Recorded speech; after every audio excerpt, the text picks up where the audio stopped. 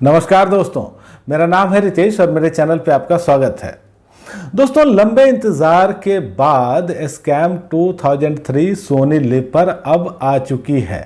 इस सीरीज़ का पूरा नाम है स्कैम 2003 द तेलगी स्टोरी और इस सीरीज़ को बनाया है हंसल मेहता ने। इसके शोरनर है वो डायरेक्टर हैं तुषार हीरानंदानी।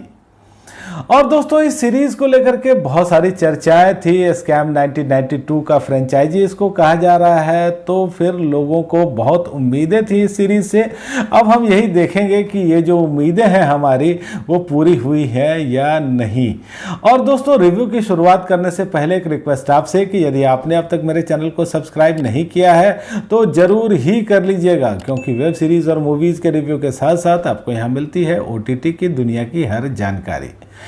तो दोस्तों, जैसा कि सीरीज के नाम से ही साफ है कि यहाँ कहानी है अब्दुल करीम तेलगी की। और आप जानते ही हैं कि तेलगी का नाम एक बहुत बड़े घोटाले से जुड़ता है, स्टाम्प पेपर घोटाले से जुड़ता है। और जब ये घोटाला सामने आया था तो अपने वक्त का सबसे बड़ा घोटाला था। और दोस्तों, इस सीरीज की जो सबसे बड़ी खोज है वो आप कह सकते हैं कि गगन देव रायर हैं। अब्दुल करीम तेलगी की भूमिका में ये हैं। जितनी अच्छी इनकी कास्टिंग है उतनी ही अच्छी इनकी अदाकारी है। और दोस्तों, ये जो कहानी है वो अच्छे से लिखी गई है, अच्छे से डायरेक्ट की गई है और एक रियलिस्टिक तरीके से पेश की गई है। और दोस्तों, यहाँ जो रिसर्च है वो भी आपको काफ़ी अच्छा दिखता है कि घोटाला कैसे हुआ और किस तरह से इसको अंजाम दिया गया।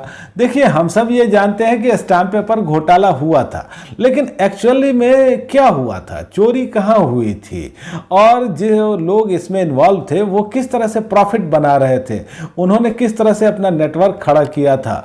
तो ये सब चीज़ें आपको यहाँ काफ़ी अच्छे से डिटेल में समझाई गई है। और दोस्तों, हमने देखा था कि हर्षद मेहता ने एक लूप होल जो सिस्टम में है, कुछ लूप होल्स जो है सिस्टम में, उसको ढूंढ करके उसका लाभ उठाया था। लेकिन अब्दुल करीम तेलगी ने तो एक पैरेलल सिस्टम खड़ा करने की ही कोशिश की थी। तो अभी केवल 5 एपिसोड इसके आए हैं और 5 एपिसोड में कहानी कहिए कि आधी ही हुई है। अभी हमने देखा है कि झुग्गी झोपड़ी में रहने वाला अब्दुल करीम तेलगी किस तरह से मुंबई पहुंचता है और किस तरह से वो इतना धनवान व्यक्ति बन जाता है कि एक ही रात में एक नाइट क्लब में जाकर के 90 लाख रुपए वो उड़ा देता है। और दोस्तों, आज ही एक सीरीज आई है फ्रीलांसर, उसमें भी यही था कि कहानी बीच में ही काट दी गई। इस सीरीज के साथ भी ऐसा ही किया गया है, इसको भी बीच में ही रोक दिया गया है। अब शायद हमको आगे यह दिखाया जाए कि किस तरह से तेलगी कानून के शिकंजे में फंसा, किस तरह से कानून प्रवर्तन एजेंसियों को उसके घोटाले का पता लगा, किस तरह से वो संदेह के दायरे में आया। लेकिन ये सब जानने के लिए हमको लंबा इंतजार करना पड़ेगा। इस सीरीज का जो दूसरा पार्ट है वो नवंबर के महीने में प्रसारित होगा। और दोस्तों, गगन देव रायर बहुत ही नेचुरल एक्टर यहाँ लगे हैं, बहुत कमाल के लगे हैं। मुकेश तिवारी हैं, सना शेख, भरत जाधव, तो ये सब अपनी जगहों पर ठीक है। सिनेमेटोग्राफी इसकी अच्छी है, बैकग्राउंड स्कोर भी अच्छा है और जो इंट्रो म्यूजिक है वो स्कैम 1992 वाला ही है। और दोस्तों, यहाँ जो डायलॉग्स हैं वो आपको अच्छे दिखते हैं और एक डायलॉग आपको स्कैम 1992 वाला भी दिखता है। तो अभी जो 5 एपिसोड आए हैं वो 45-50 मिनट हैं। वैसे तो साफ सुथरी ये सीरीज है, लेकिन कुछ अब्यूजिव वर्ड का इस्तेमाल यहाँ किया गया है।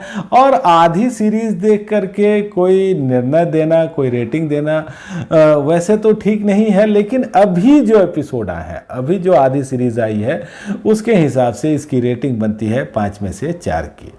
तो दोस्तों, आज इतनी ही बात। आपको ये रिव्यू कैसा लगा मुझे कमेंट करके बताइएगा और आपने अगर ये सीरीज देखी है तो भी मुझे बताइएगा कि आपको कैसी लगी।